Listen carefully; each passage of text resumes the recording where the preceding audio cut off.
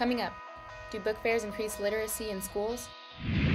Plus, an elementary school teacher that attended a prestigious institute this summer and how he's using it in his classroom. Then later, we introduce a new series, Spotlight Springdale. Hello and welcome to Springdale Today. I'm Jasmine Castillo. And I'm Daniel Cedric. Today is September 18th. The book fair is back in Springdale and promoting literacy in children. Dakota Meineke brings us our top story.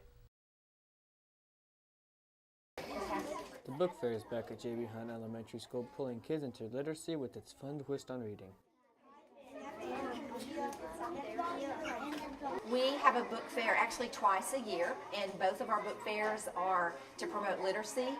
We love it when the kids come and get excited about reading, so that's why we dress kind of crazy and we try to do really fun events to get the kids pulled into the book fair. It's not so much about them purchasing things, but them getting excited about reading and literacy. We do lots of events to make the kids see how fun reading can be. And the book fair is just one of those events that promotes literacy and helps the kids get excited about it. They bring their grandparents this week also because it's Grandparents Lunch Week. And they come and they love to come to the library with their grandparents and purchase things and then show them the books that we have for them to check out during the school year.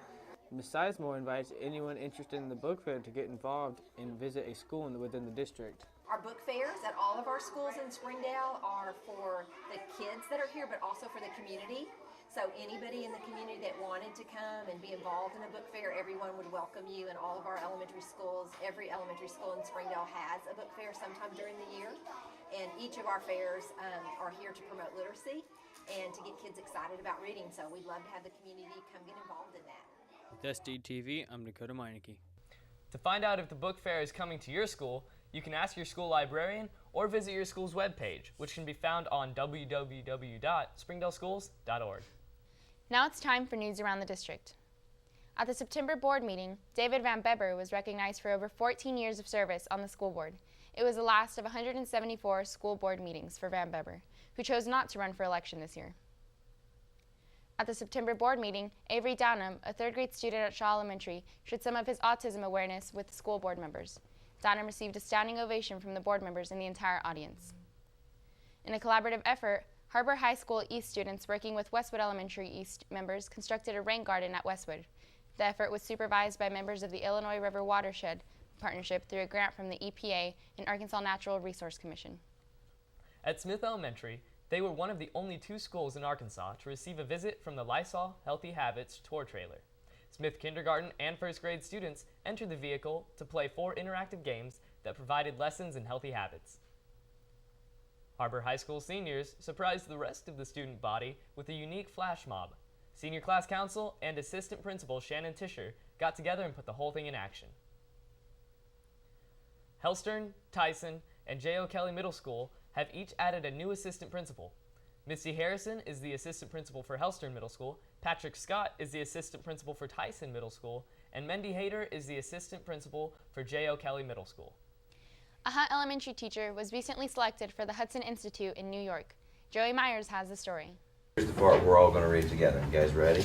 During the summer, Hunt Elementary School teacher Clif Ruddick had the opportunity to go to the Hudson River Institute. This is a landmark for history workshop.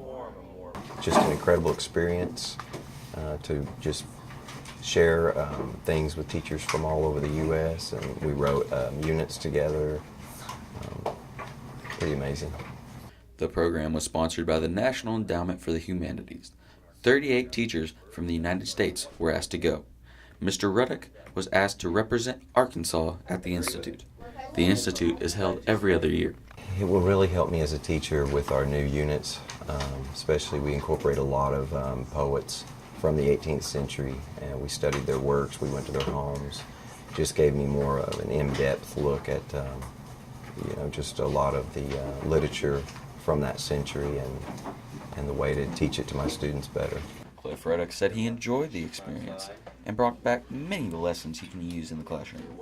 One of the things that I came away was just how to do writer's workshop better with creative and expository writing. We spent a lot of time studying poetry from the new Common Core standards for 5th grade. For SDTV, I'm Joey Myers. To find out more about the Hudson River Institute or to contact them, visit their website, www.hudsonrivervalley.org. After the break, our weekly teacher feature on Common Core. This week, we go to Lee Elementary and feature Cori Fryar, and later, we welcome a new segment, Spotlight Springdale, which will showcase creativity around our schools. Stay tuned, all that later. The Jones Center is looking for young artists across Northwest Arkansas to compete in the first ever Spring Creek Art Festival, October 23rd through the 26th. Create your best video, sculpture, photo, painting, or live performance, whatever is art to you, and enter. The competition is open to students in Northwest Arkansas from kindergarten to college. Go to springcreekfestival.com for rules and entry deadlines. Be a part of Spring Creek Art Festival, celebrating student artists. Welcome back. Every week, Springdale District TV showcases best Common Core practices. This week, we feature Lee Elementary teacher Cori Fryar. Speech that Obama gave, that President Obama gave. My name is Cori Fryar, and I teach writing at Lee Elementary. I started using it 2 years ago when it was first introduced to us. I kind of experimented with it a little bit to see what worked and what didn't work, and then last year we went full force with Common Core. Well, I'm using it especially in writing right now because our unit is playing with words. And so I'm trying to get my students to understand that words, when they choose them, is a way to represent themselves and to communicate with others. And so they need to choose their words wisely when they are writing or speaking or doing any kind of reading with others. Oh, Common Core, there's so many benefits to it, but the one I see most often is that it gets kids to do real world examples, and it prepares them for the real world, for jobs and college and anything beyond high school.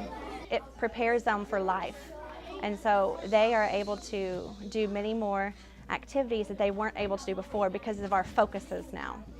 The different types of books that I use with my kids, the nonfiction and the focus that it is, technology, how focused it is, and able to use it more with my kids. But yes, they get excited about learning. When they're excited, it makes me excited, and that way they're learning so much more.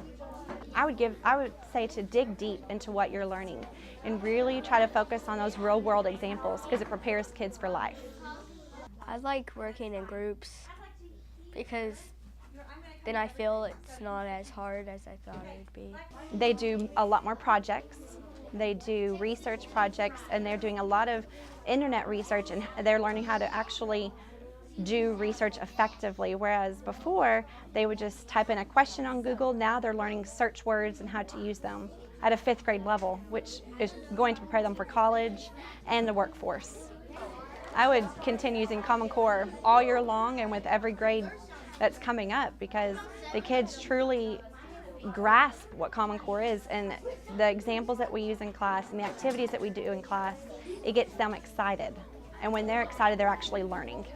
I guess the only thing I would add is that my kids love Common Core.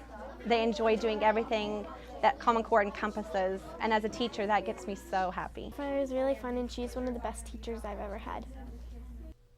If you know a teacher you'd like to be featured, email us at communications@sdil.org. Springdale Schools is the 2nd largest school district in the state of Arkansas. We also have one of the largest ESL populations. These challenges also bring opportunities, and the AmeriCorps program is filling these opportunities. Yuri Figueroa brings us the story. I could make kids smile.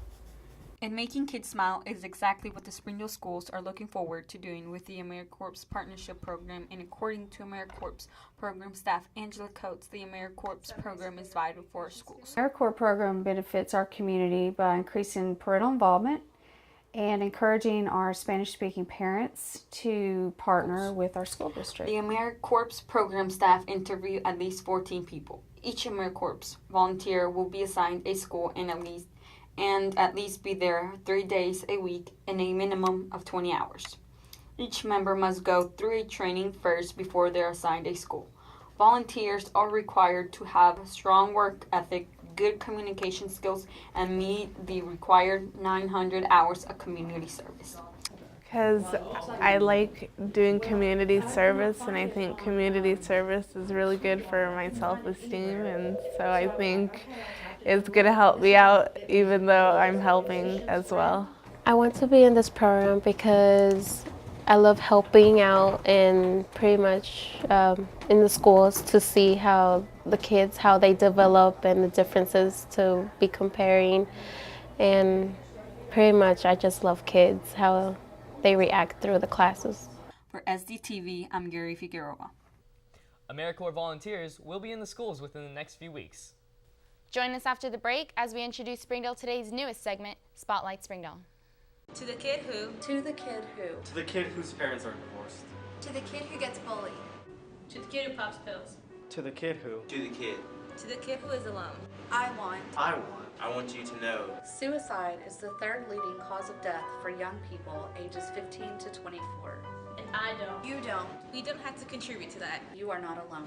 You're never alone. Suicide takes the lives of mothers, sisters, sons, friends. And they won't make it to 22, 17, their wedding, 15. To the kid who's watching this video. I've been there. I've been where you are. And I promise. I promise. I swear to you, it gets better. Suicide affects more than just the victim. It affects your school. His community. Your family. To the kid who's watching this video. Don't lose hope. If you or someone you know is contemplating suicide, remember. It's okay to ask for help. Welcome back. It is now time for our newest segment, Spotlight Springdale. On Spotlight Springdale, we will feature creativity from around the district, whether it be films, commercials, music videos, or individual talents we will showcase. If you would like to be featured on Spotlight Springdale, please email us or contact us on our Facebook. This week's Spotlight Springdale features Hellstern students Savannah Poulos, Alexis Smith, and Jenna Carter. They created the short film Igbal Masih about the courageous character whose legacy continues to inspire others.